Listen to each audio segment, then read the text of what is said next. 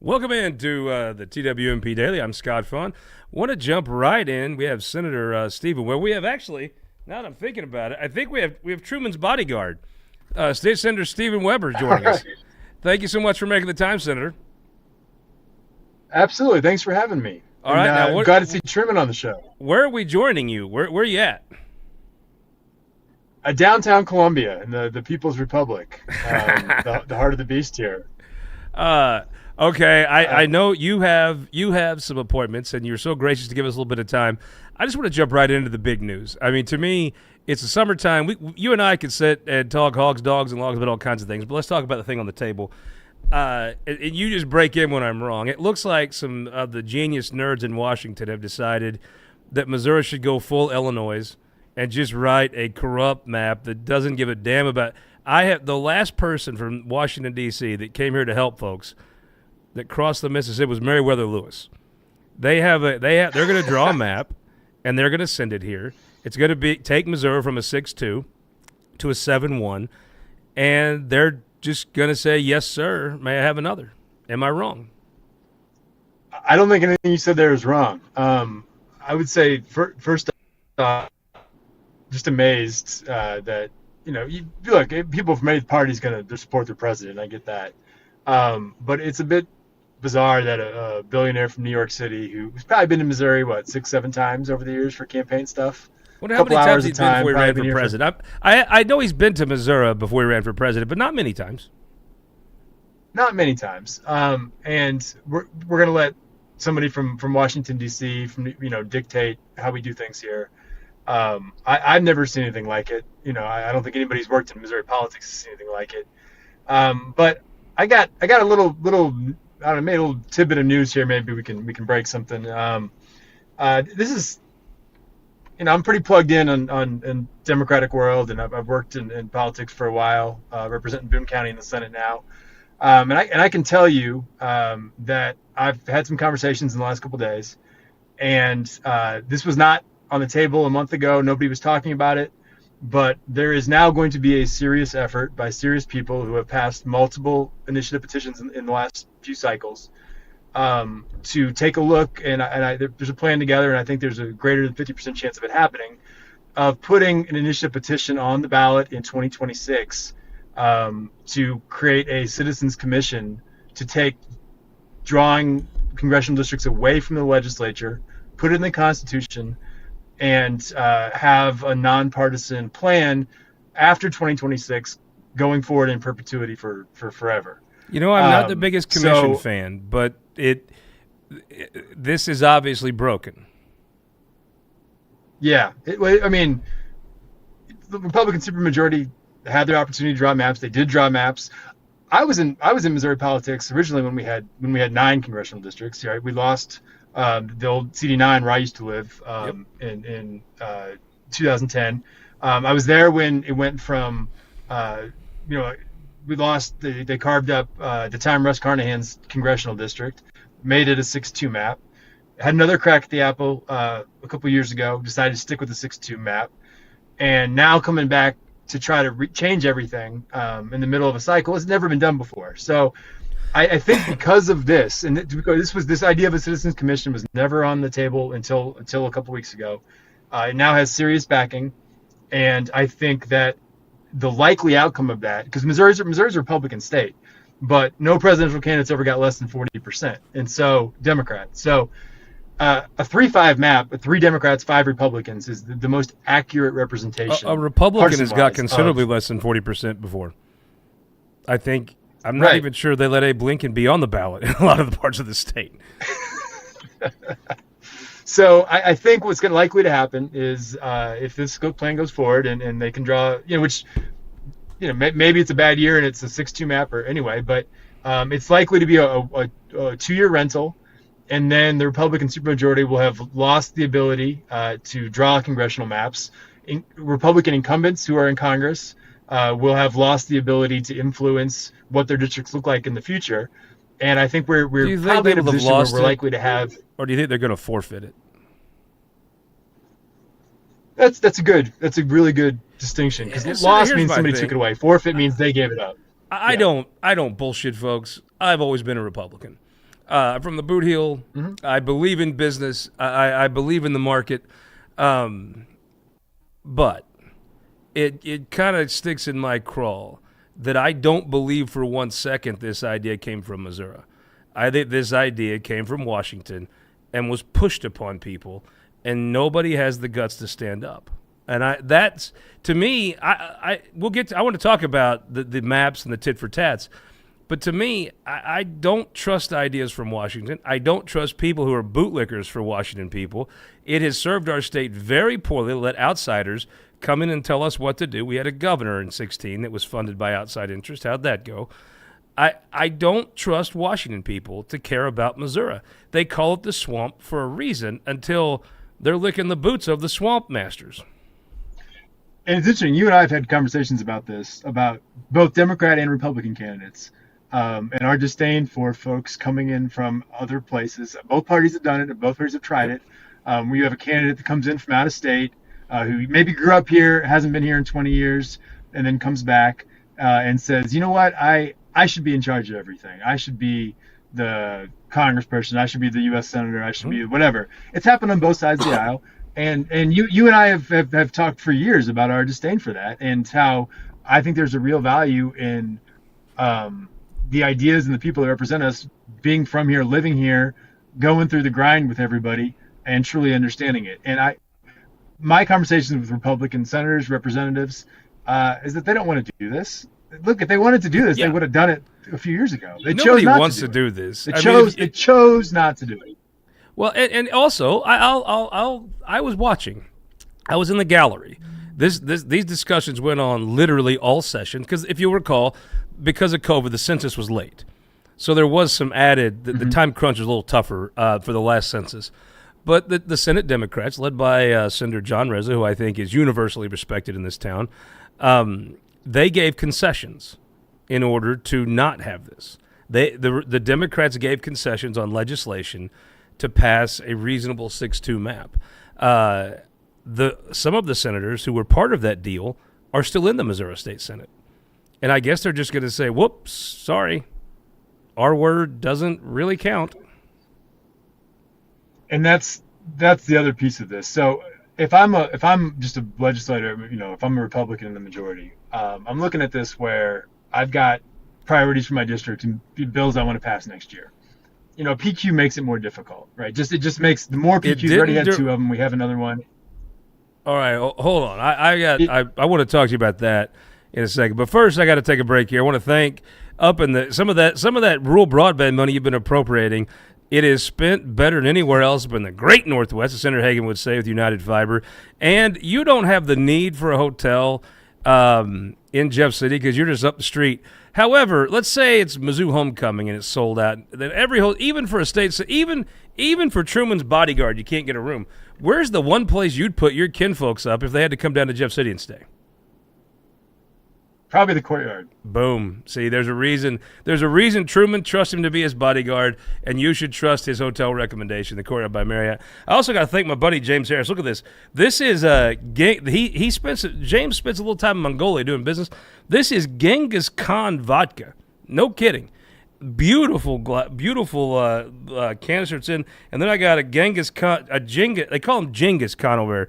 Genghis Khan beer stein. Now this has water in it today because it was prior to noon when I poured it. I guess I can get away with it now. I want to thank my buddy James. Now let me just say, if I'm James Harris, the best argument for this, James is a longtime Republican.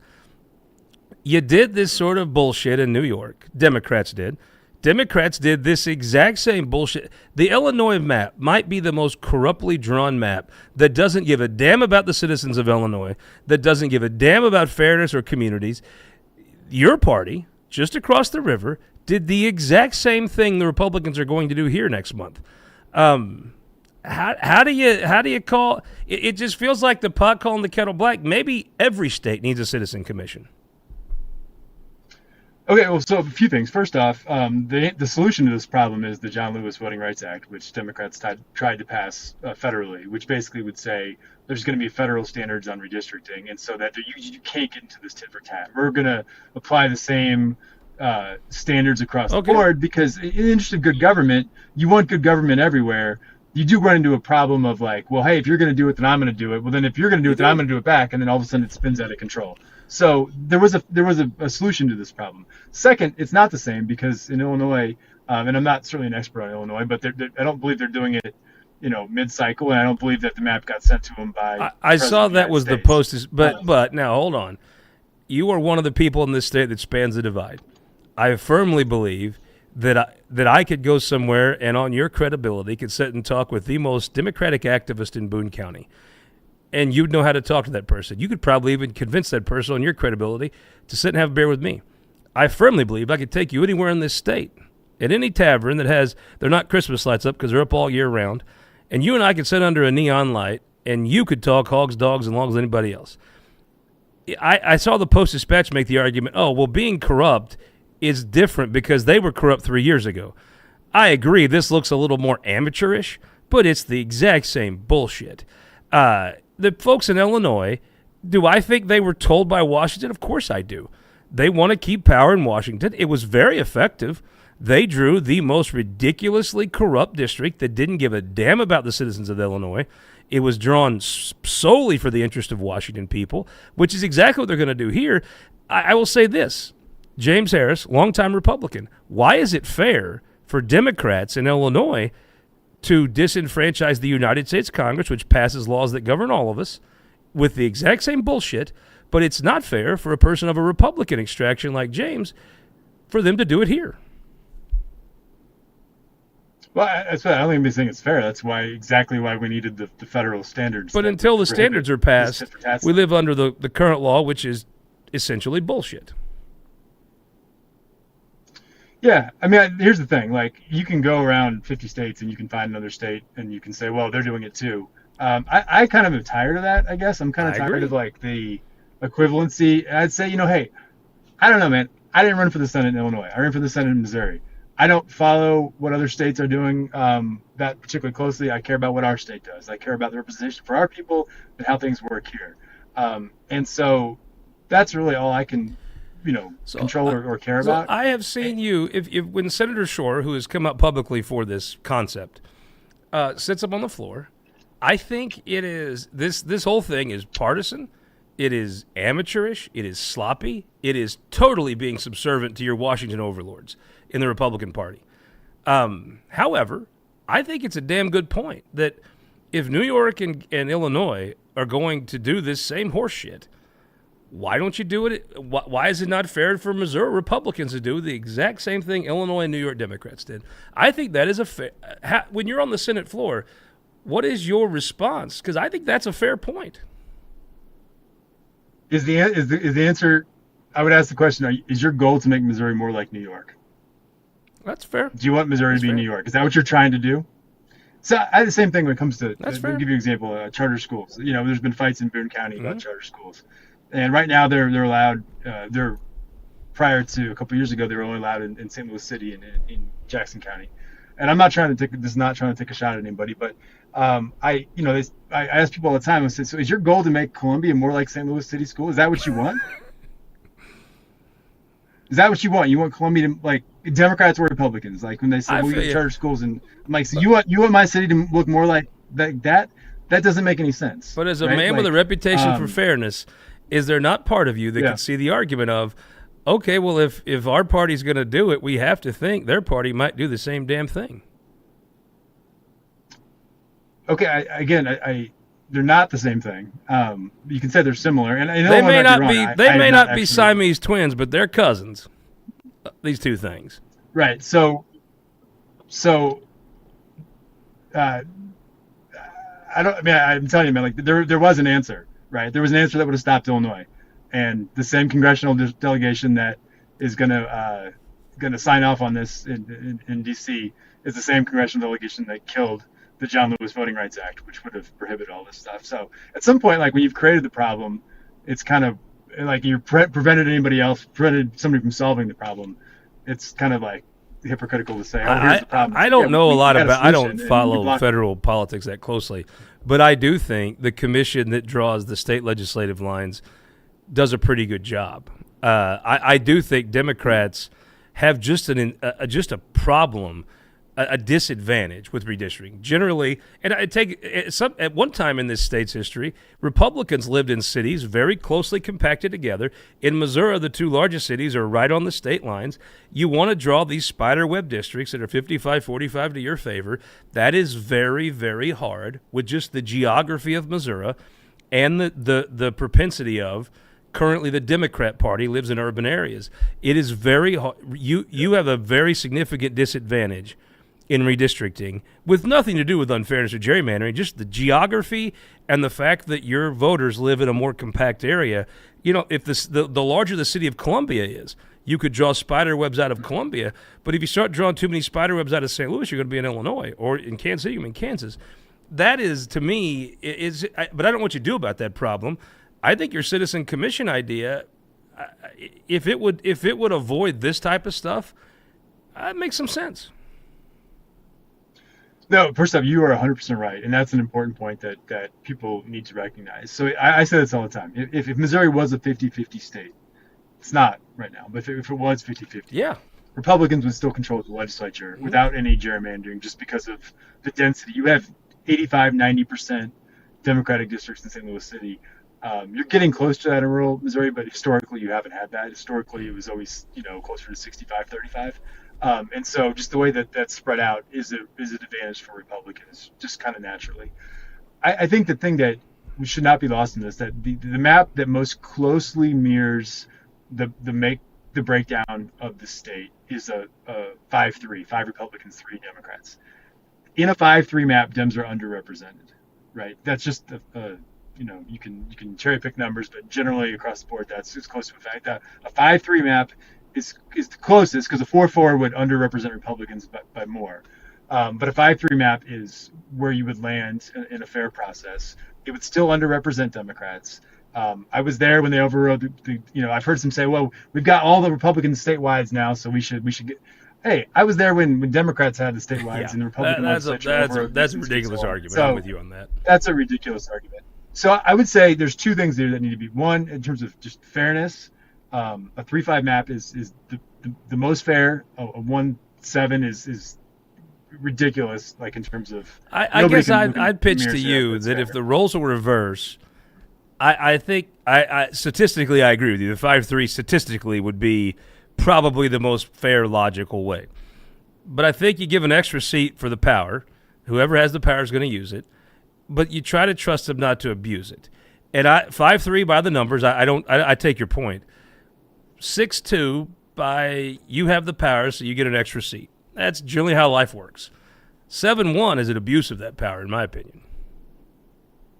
Well, and so because of the abuse of power, again, nobody was talking about putting an IP on the ballot 3 weeks ago. It's one of those things where it's what pigs get fat, hogs get slaughtered, right? Yeah. So you take that extra seat, nobody says anything. You take 2 extra seats, it's like, oh, okay, wait a minute, hold on, we're going to do something about this. And when we do something about this, the net result is going to be, for the next 30 years, Dems are going to have 1 more seat than we have today because you wanted to rent a seat for 2 years. I agree with your thoughts, and I think a bipartisan, I believe it's been a good product, the state legislative maps. I think they were passed by the General Assembly, or the people met and actually had a deal. I thought it was a good deal. That process has seemed to do the state very well with drawing state. I know Democrats. Look, I understand a Democrat doesn't like the Missouri legislative district drawing, but by and large, I think it's generally a fair enough deal. Nobody's gonna. It's kind of whose ox is getting gored. I think that makes a lot of sense. The part I hate is there's a lot of Republicans who don't like this concept. They also don't like what Illinois and New York did, but they don't want to do it here. But they're not going to say anything. They're just going to do what they're told. And to me, that's really frustrating to me. And I guess what I was saying earlier, the other issue is like you're gonna make legislation harder to pass next year, so you're more likely to not have your stuff passed for your community. Okay, can I interrupt you on that? Can I interrupt you on that, though? I have watched this many times. Very seldom. My observation of the PQ, which I might be the most vocal opponent of it in the state, has always been the Republican majority doing it to I don't even recall when the Democrats as majorities. I don't think they did PQs. I think the PQ was Harold Caskey from maybe it was the Minority Party doing it. Is the only one I can remember a Democrat authoring in my lifetime of watching politics. I believe that was the first one in modern history. Yeah. So it was on a gun bill. Normally, 7 months later, tempers cool. You said on the floor tempers would not be cool 7 years later or 7 months later. However, Mike Keogh brought you all back 3 weeks later, and everybody seemed fine. Mm-hmm. There was absolutely no pushback. Business as usual. Stadium bill passed like that. You didn't vote for it, but it certainly there was. Right. I was sitting there. I watched the whole thing. I did not see 1 second of pushback. Everything, if anything, seemed quite easy. Yeah, your point's well taken. I would say this. I would say I come out of the Marine Corps. That was the formative experience of my life. And one of the things that I've learned there and I've taken from there is you fight when you want to fight, not when you're forced to fight. I mean, if you're forced to fight, you have to. But if you get a chance, you pick your spots, you pick your battles. I think that the tornado in St. Louis probably is the reason the stadium bill passed.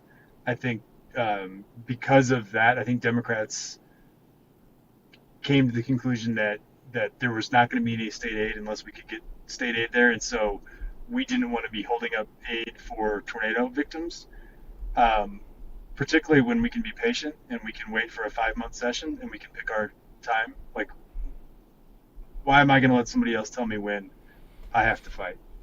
So I'll fight when I want to fight. This special session, I'll wait until the moment where I can do the most, when I can do the damage. They're all coming back. The legislative leadership's coming back next week. I don't know if the White House nerds will have the map they're going to rubber stamp done by then, but they might have a draft. So they're going to come back and told what they're going to do. I assume this is probably a contingent on veto session, right? That's my assumption. I don't know that. And that makes sense. Texas looks like they're well into doing their Illinois-style ridiculous map. I guess my question would be, will this be where Democrats decide to fight? I mean, I'm assuming that they're going to just PQ, that they're going to have to, because I mean, Democrats are going to filibuster any changes to the map. Yes, we're going to stand up on that, and I don't see any way that it gets done without. I'm not sure what we negotiated in good faith all spring, got PQ twice anyway.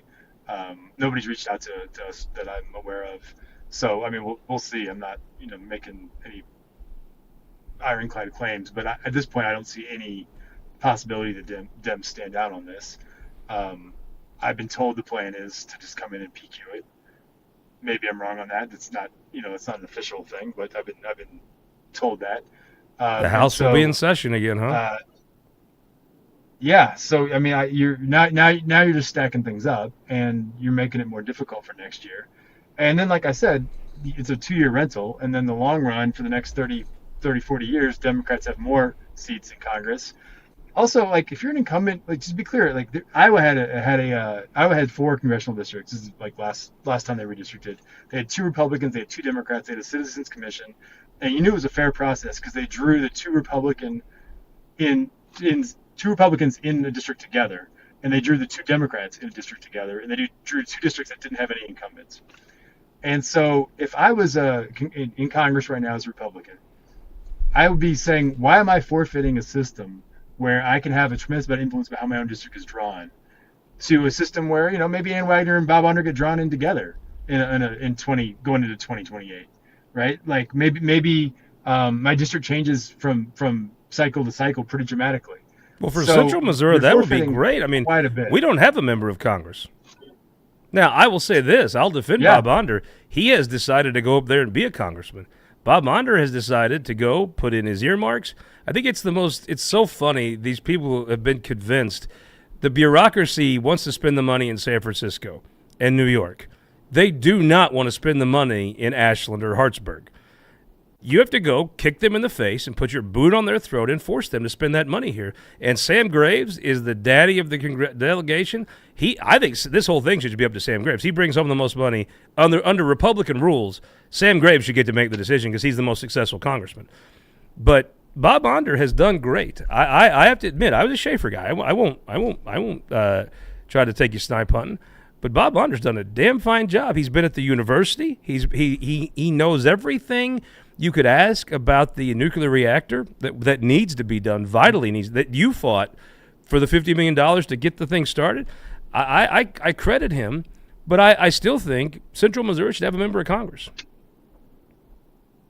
Yeah, I agree. And when I was in the House back in 2010, 2011, when we drew the maps previous cycle, that was the thing that I pushed for. And I argued that Mid-Missouri should have some congressional representation. And you're right, we don't right now. So, I mean, under Citizens Commission, we very well may.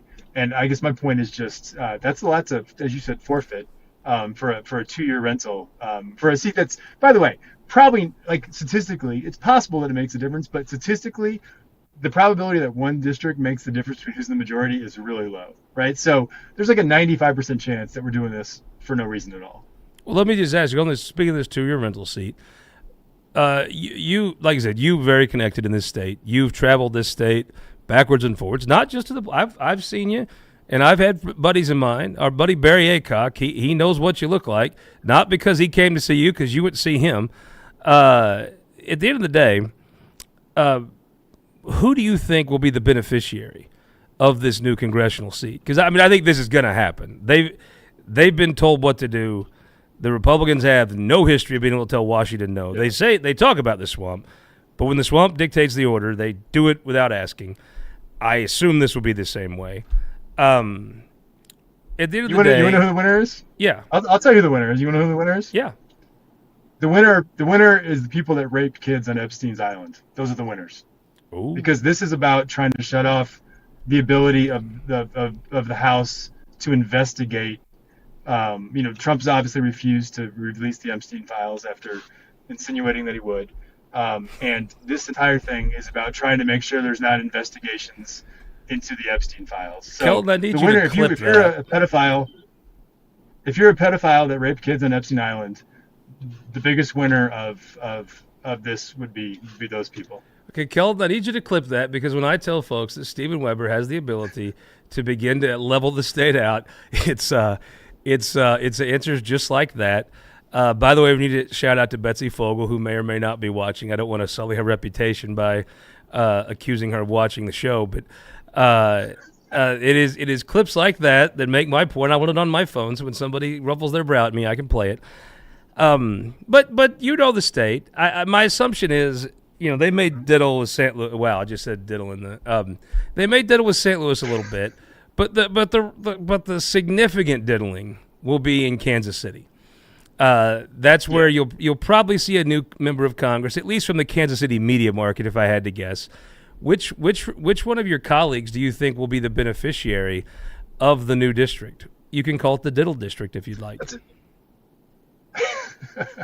That's a great question. I don't know the answer. So I mean, yes, the idea here obviously is to carve up the 5th so that Emmanuel Cleaver can't win it anymore and be representing Kansas City. So the idea here is to take Democratic representation away from Kansas City. My guess is that you have a pretty big fight. Do you want to move that south and have a Cass County district that somebody like Rick Bratton can win? Do you want to move it further? Well, you have now Mark Alford. Have a district that Curtis Gregory can win? He does. Mark Alford lives in Cass County.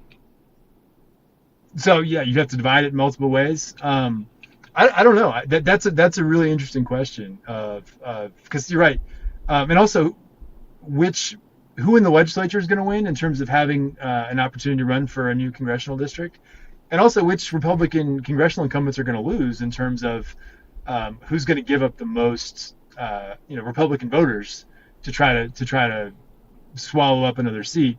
So who has to have the tough race? Who has to go? Because one of these districts is going to be, it'll lean Republican, but it's going to be tough. And who's? I think as long as Trump's around, though, whether it's too real or not, I mean, let's just call a spade a spade. Donald Trump has a very special relationship with the people of this state. He is incredibly popular in this state, and I believe as long as Trump is, a lot of his voters won't show up if he's not on the ballot. But I think enough of his supporters will show up enthusiastically to win it. The Republican will win it, maybe not easily, but probably. If I had to guess right or die, I'd say they'll win it easily. The three I would look at is Curtis Gregory.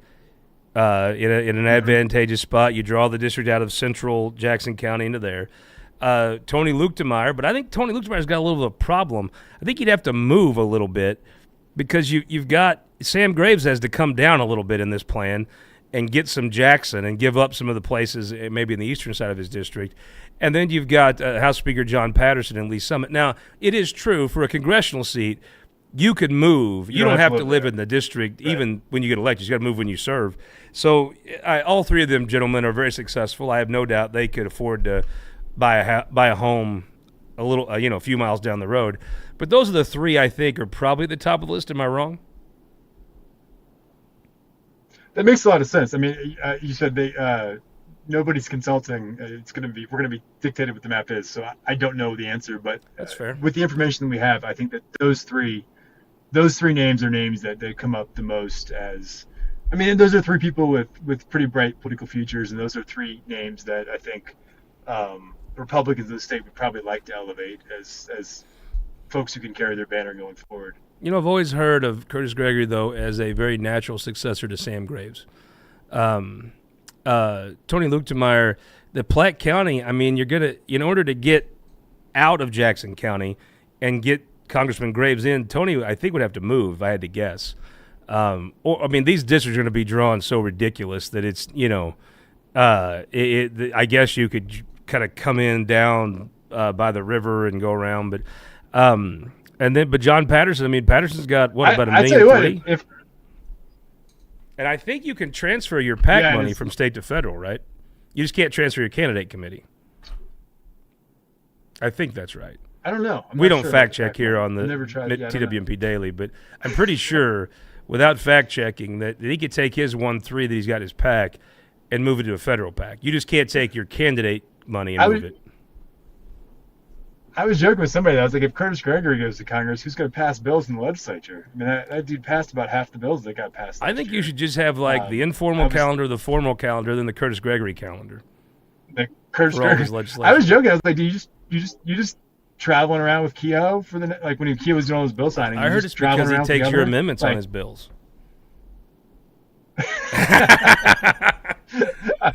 Might have helped him last year. Not sure it's going to help him next year or not, but I think those. I have abused the amount of time you've given me. I very much appreciate it. I look forward to seeing you at veto session. I guess maybe sooner. You come to State Fair? I'm gonna try. I'm not sure, but I'm gonna give it a shot if I can. Now, you can't be the guy that can reach out in the state and grow your party without coming to the ham breakfast. I mean, that's just boilerplate. I'll buy you a ticket if you come. I'm gonna give your listeners a little tip on the ham breakfast for your first time goer. I learned this one from Trent Skaggs. When everybody's milling around, when they start doing the prayer and the pledge, what you got to do is you got to slowly back over to where the food is. So as soon as they're done with that, you can just turn around and you're first one in line. Trent Skaggs taught me that. He's exactly right, and that's a great move. I almost find sometimes it's better to have a little snack also before you get there. That's true. It's going to be a long line otherwise. But, yeah. Hey, and enjoy the ham breakfast, and thanks for having me on. Tell Cardetti we said hi. Tell him this is the second time I've dive-bombed him in a week. All right. Thank you, Senator. I appreciate it. State Senator Stephen Weber. And when you want to know why I say this is a guy that could take advantage of the national headwinds, I don't think anybody knows what the world's going to be like after Trump. Trump is such a one-of-one transformational figure. However, I do think Stephen Weber is the type of guy that if the world does shift a little, would be a leader of the Democratic Party and lead them back to, I don't want to say prominence, but at least competitiveness. And that Epstein, I mean, Kelton, he's your state senator, right? Yes, he is. The Epstein line was slick. That was slick. He definitely snuck it in there. See, my thing is, even on the PQ part, which I assume will happen, When they PQ'd the Prop A stuff, right? Or the minimum wage, sick leave, and all that. I get that, right? You did have Missouri companies in need. This was a Missouri need to do that. I'm not a big PQ fan, but at least Missourians benefited from what they did. I think this is just purely partisan kiss-assness. Very seldom on either side is just partisan kiss-ass moves beneficial to the state of Missouri. If I had to predict, this one won't be either. If I had to predict, probably there'll be a Prop A thing put on the ballot that'll work. And if this goes on, to me, a citizens commission isn't needed right now, really. Most of this is done by negotiations by the members of Congress who want the truth up until now, and I think it's worked out fine. This citizens commission, it'll be radically different. It'll be very interesting to see what a map of a citizens commission will look like. Kelton, can I make a Stein of Knowledge prediction? Oh, go right ahead. A citizens commission drawn congressional map will look a lot like the current map. I would have to agree. Except we don't want Jeffco in the 8th. I don't really care where Jeffco goes, to be honest. Yeah, you're from Central Missouri. You don't have a member of Congress. You're right, I don't. It's that attitude that got you no member of Congress, Kelton. I didn't ask for I-70 to be split. Well, Lincoln Huff 6-laned it, so it has to be split. All right. Thank you all for watching. I think Weber's right. Although I will say this, Kelton. He's smooth, he's articulate, he's sincere. I enjoyed talking to him, not interviewing him. I think he's a very bright guy, and I think he's a very talented politician and somebody I have a high regard for. But I think this is a dumb idea, mostly because it's not their idea. It is a Washington idea that they are just playing bootlicker for.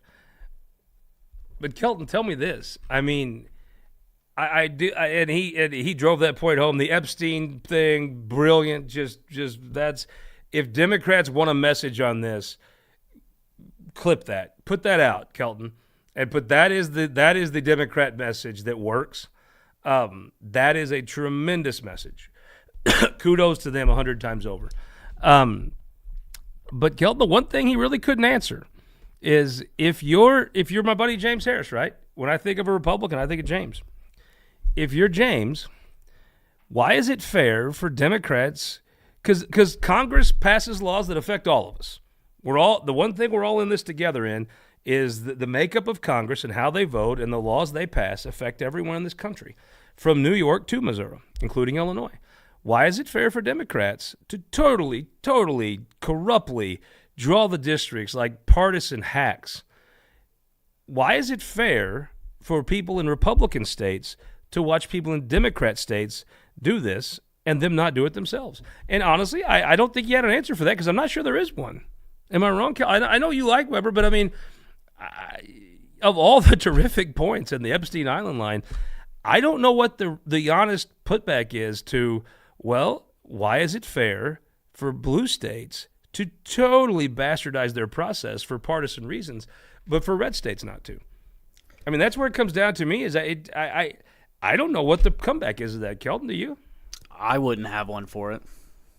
This week on the show, Kenny Waller. You've seen he just jumped into the state senate race. Speaking of Jeffco, speaking of the folks we want to not be in the 8th, the Jeffco folks. Kenny Waller, great guy. He had his American flag jacket on. I think you've probably seen on Jake Crow. If you're not following Jake Crozen on Twitter, what the hell's wrong with you? He put out the video Sunday, Kenny Waller. Then we had a great discussion. Sharon Jones, Kelton, is there a better guest? She's really the new Barclay. She is a tremendous television presence. She's amazing. I mean, she's 10 on 10. Honestly, I go into most of these shows not agreeing with her points, but after she talks, I'm like, well, that does make a lot of damn sense. She's very convincing. We have Kiara Johnson, wonderful. She works in the Missouri Senate, running for state rep. Chelsea Rodriguez. I tell you what, the Democrats got a good one there. She's a firecracker, but the more I've seen her do media, she's getting her messaging down. She's finding her sea legs. She's a very good representative of the party. Aggressive but not mean, right? Then the Magellan of Missouri, the guy that's drawn more maps than Amerigo Vespucci. John Ratliff was on, and I could listen to Ratliff talk about these maps for a long time. That's the nerd in me. They were on. We mostly talked about redistricting, talked a little Sam Page drama. Kelton, what do you think of the Sam Page drama?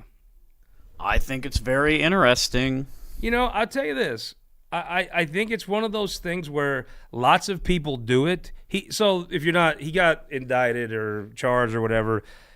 He put out the county council hates him. So they were trying to put this thing on the ballot so they could fire his department heads. Probably bad government, but it's a fight, political fight. And Sam has not done a good job working with that council. And I think I'm not a Sam Page hater. I think that's just fair. And the buck does stop, as Truman would say, in that county with the executive and Sam. And he's just not been able to get along with that county council. I'm sure he has his reasons why he would say it's their fault. They read it's his fault, but the buck stops with him. So they put something on the ballot to harass him. And he put out a mailer that basically told folks, don't vote for this, is a bad idea. He used taxpayer money to do it. Now, to me, that's wrong. They shouldn't do that. Schools do that all the time, Keld. I mean, it is crazy how much the schools do that, fight or promote ballot measures, and they usually use some tricky wording, and it's wrong. Spend the money on the kids. Spend the money on paving roads, or I don't know what you do in St. Louis County. Spend the money on new masks for all the folks in St. Louis County to wear. But he spent some money on that. And look, I think that's wrong. And I saw the mailer. Jake had it in the Whispering Gallery. The mailer was clearly wanting you to vote against this. It was clearly a persuasive mail. Now, I don't know the legalities of it, but it was wrong. Shouldn't have done that. Now, should you get kicked out for that? I don't know. I think that's a much bigger question. There may be more to the story. I have not heard Sam Page's rebuttal of this, and maybe we won't for a while, but maybe Sam's got a reason for that. But, Kelton, it just seems like there's never a peaceful time in St. Louis County government. My God. They seem to be having some troubles as of late. They need to get Weber to come over and straighten things out for him. I think that he would be a fantastic person to do that. It's just, I tell you, it is, there's always drama in that county government. And it shouldn't, they got all the money in the world. My God, it should run much more smoothly than it does. And I'm not just talking about Sam Page. I mean, historically, you had Stinger that beat Dooley. Really, who is the gentleman? I'm embarrassed. The gentleman that died when they put Dooley in was the prosecutor, a legendary figure. I'm frankly embarrassed. Buzz Westfall. Since Buzz Westfall passed away, it has just been one drama after the other with them. And this is no different. More drama. Anyhow, I want to thank everyone for watching. Maybe I can't confirm or deny. Maybe Betsy Fogel watched. Thank Senator Weber for the extra time. Sorry, Jack, that we held up your lunch date. Sunday, Kenny Waller on the show. Next week on the show from the State Fair in beautiful Sedalia, Missouri, we will bring you the head of the State Fair. But first, leading off the show, the 58th governor of the great state of Missouri, Governor Mike Kehoe, will be on. We will talk to him right on the Midway, right by CFM, right on the Midway at the terrific Missouri State Fairgrounds. We'll see you Sunday on This Week in Missouri Politics.